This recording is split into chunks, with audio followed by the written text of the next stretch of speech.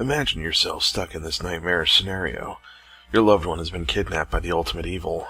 You've decided you'll rest at nothing to get them back through the fires of hell. You arrive at your nemesis battered and broken, but determined to win. And then this guy shows up and he's like, "Don't worry, I beat up the bad guy for you and saved the world. Here's your loved one back." Kinda anticlimactic, right? Some heroes have their own little piece of the world to save. Others save the whole world. I'm DC Ferguson, author of the Wicked Instruments series, and this is the Worldbuilding Dojo. When you're crafting your world, framing is just so important. What do I mean by that? Well, let's use the most developed example of a connected universe we have, and that'd be the MCU. Now, if Big Bad Ronan here wants to attack Earth from his spaceship and torment the people until he finds the shiny Infinity Stone, you're not going to be calling the guy with the glowy fist to save the planet. So, it's important to have a sense of scale when you're crafting your world in relation to the story you want to tell. Ooh, now, we know I love some charts, so we're going to get to looking at this little pyramid scheme I'm onto today. See, at the bottom level, we have everyday heroes. At the very top, we're looking at one man against the entire world, or a way of life. There are drastic differences between your everyday Joes and the guy at the top, so we're going to be taking a look at each one of them and see how the world they live in matches the kind of hero that they are. It's important to understand that mismatching your scale can actually impact or lessen the quality of your hero, and there's some pretty good examples of this. So, let's get started at the bottom. These guys are super common. That's because people like this are the most relatable. These are characters that are normal people at the start of the story, and circumstances make them rise to hero. They may even jump to a higher level of the pyramid by the end of the story, but these folks mostly just affect their small corner of the world, like their family and their loved ones. So we have characters like John McClain in Die Hard, Axel Foley in Beverly Hills Cop, or Herman in Judge Dredd. We'll get to him in a few moments, but first I want to give an example here where it's done very well. And for that, we're going to talk about Dan Evans, the main character in the western 3:10 to Yuma. First off, I recommend this movie, whether you're a fan of westerns or not. It's just a great story with great characters and great dialogue.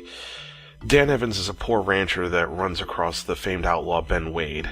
The reward for his arrest is substantial, but Wade's gang is going to come looking for him, and they're going to be armed.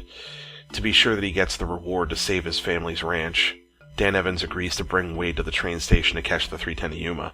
The whole while the gang is stalking behind them with a showdown always looming on the horizon. In the face of death, Dan will not give up keeping Wade as his prisoner. First it's for the money, but as it goes on, it becomes about justice and honor, standing up and being the man he wants his son to look up to. The scale is always contained to their path to the train station, affecting the group only escorting Wade. It's a small world with big heroism. This is the scaling and framing of a world done right. The problem with Herman here, in the original Judge Dredd film, is the problem with every comic relief sidekick. We've talked about it before, but I can't stress enough how tired this cliche can be, and sometimes just outright annoying these characters are.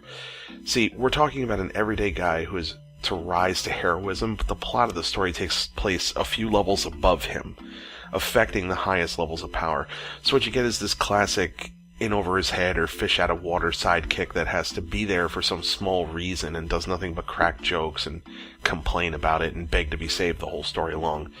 I'd honestly be surprised if anyone particularly liked these characters, because they're usually cast with top-level comedians who can use their charisma and their joke-cracking to detract from what is often a very irritating character you'd never want in, say, a book you're reading. So, now that we got the ground floor covered, let's take it up a level. City-level heroes are exceptional, but they can only affect the small region of the universe. That area might exalt them or hate them, but they know who they are. They know they're there. And this is where you have your Daredevil, your Punisher, your Spider-Man, Robin Hood, Captain Malcolm, and so on. These heroes are the biggest fish in the small pond, as we're about to see. What's important about the scaling here is, again, we can have upward mobility into those higher world-shaking tiers, but these characters mostly stay pretty grounded. Features of the world for this tier of hero include a very small list of local contacts. This is a bigger deal than you think it is, because our lowest tier has trusted companions that may come along, or one or two people that offer to help, but City Heroes is where we start to see contacts develop. No hero can be prepared for anything, but a good city hero knows who he can trust and will reach out in times of need. These contacts become much more important as we go up the pyramid because they start being major players.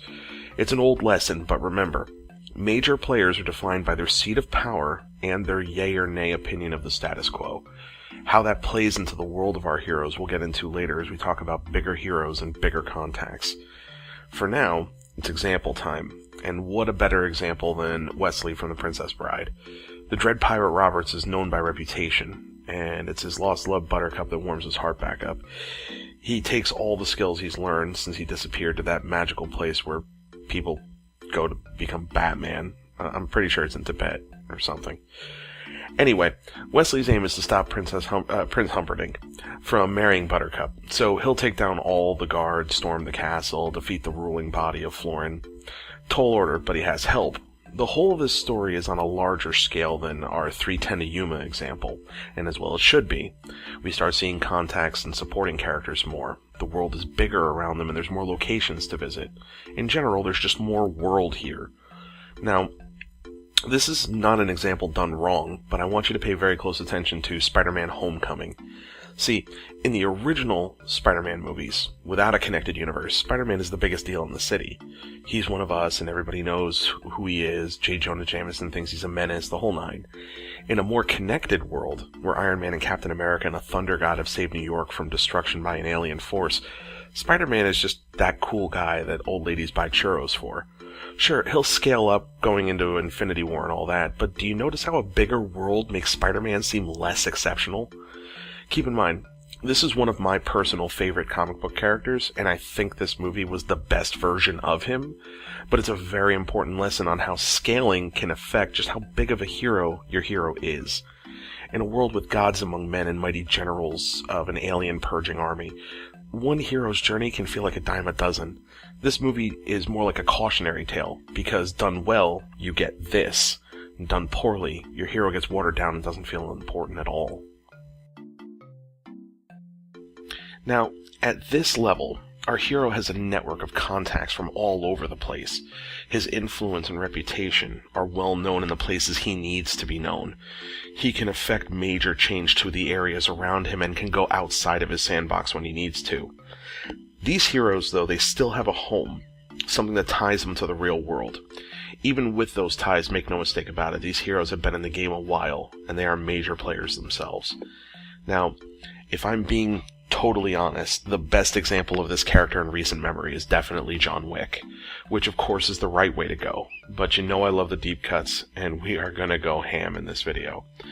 So let's talk about one of my favorite action movies of all time, The Replacement Killers. There has been a whole lot of dude in these examples so far, but this brings in one of the most capable and badass women in action movie history. We've got John Lee, who's a trained killer, indebted to the Chinese triads, but when a contract requires that he kills the child of a U.S. cop, John hesitates, even though he knows his mother and sister in China will be in danger. He tries to flee back to China, and he finds Meg Coburn, a passport forger. But replacement killers have been dispatched to kill John and the boy, drawing Meg into this as an unwilling ally to John. Now both of them are on the run for their lives and trying to stop the replacement killers from getting to the boy. It's basically two people against an army of gangsters. If you're a fan of action movies, you should be issued a copy of this movie to welcome you into the genre. The world is big and it feels big. John not only reaches out to his network of contacts, he actually pulls Meg in from his contact list right into the battle itself. And it would be a crime to call her a sidekick in this movie. She is a fully realized character with depth, and she can take care of herself. This isn't just how it's done right, it's how it's done perfect, in my opinion. Once we're at this level of the pyramid, we're in James Bond country. We're talking about jet-setting, global players with vast networks of major players to reach out to. For a sake of scale, if we were saying our street-level guys were like 1 in 100, our city guys would be 1 in a few 100,000. Our movers and shakers are 1 in a million. That would make these guys 1 per country. Best of the best. Apex predators. no one will ever be as good at that as them at what they do. They live in a world all their own. They make their own rules and so on. So we're talking about Ethan Hunt, James Bond, like every character Liam Neeson has played for the past 10 years, and Tony Stark. The thing with these characters is that every contact they have is a major player.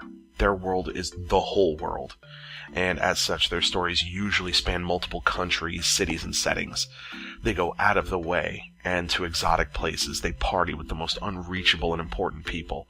The thing that I'm getting at here is to make a hero with this kind of gravity, their world has to be equally as open, wild, and exotic. Their supporting characters and antagonists are equally powerful. So we're talking about global, world-shaking organizations, top decision-makers, and leaders of countries. Nothing short of that will do.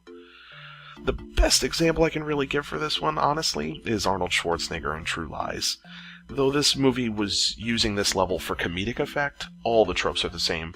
We get dozens of different locales around the world, a glimpse into the arsenal of power that he has at his disposal, and various skills and abilities he's picked up as his character tries to thwart a terrorist organization from threatening the world and his family with a nuclear weapon.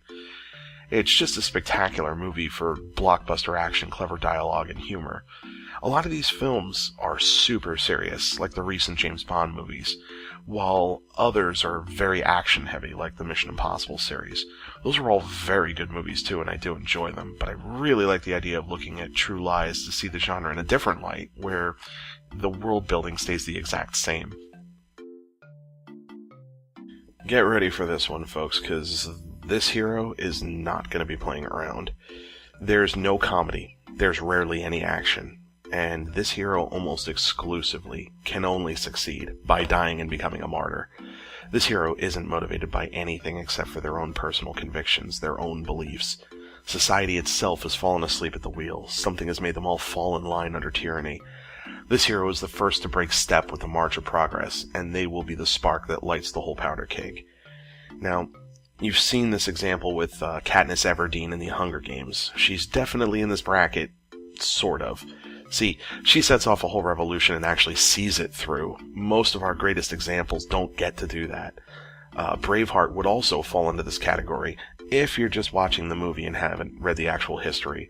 The real story of William Wallace and Robert the Bruce, who was a fair-weather friend in the movie. They were longtime associates, and Robert actually continued the good fight long after Wallace was gone. That's a tip from your master of Kung Fu and friendship. And knowing is half the battle.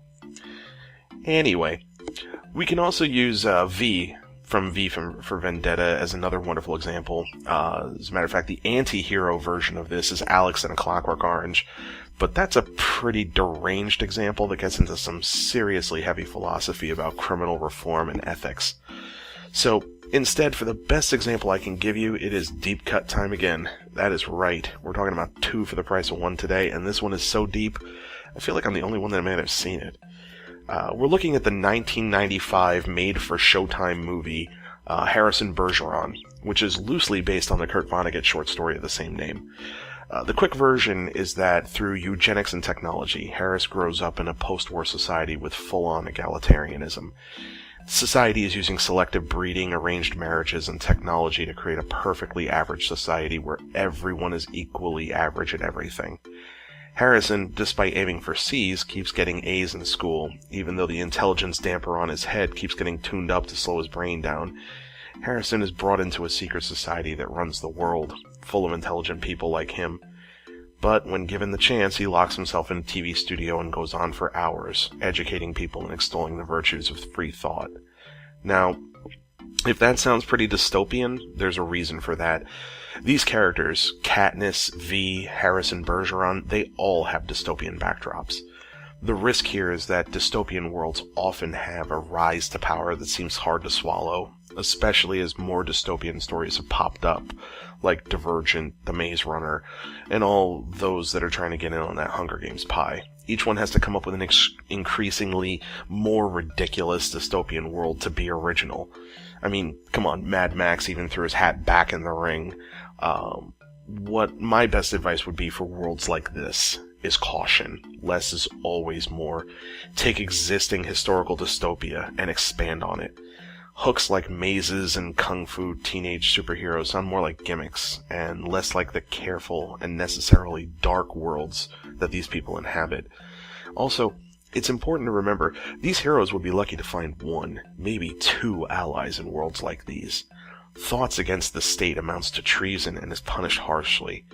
These worlds don't have freedom of speech, and it's important not to take your values and try to apply them to this kind of world. Framing of your world is so important. The world your hero walks in should be one that suits the type of hero that they are, as a mismatch can make them feel far less special. And always remember, you can check out all of my latest videos at artofthearcane.com, where you can also sign up for my newsletter and hear about the Wicked Instruments series and check out all sorts of cool stuff. For example, we're always doing sci-fi and fantasy giveaways on our site, so check it out and fill your e-reader with new books.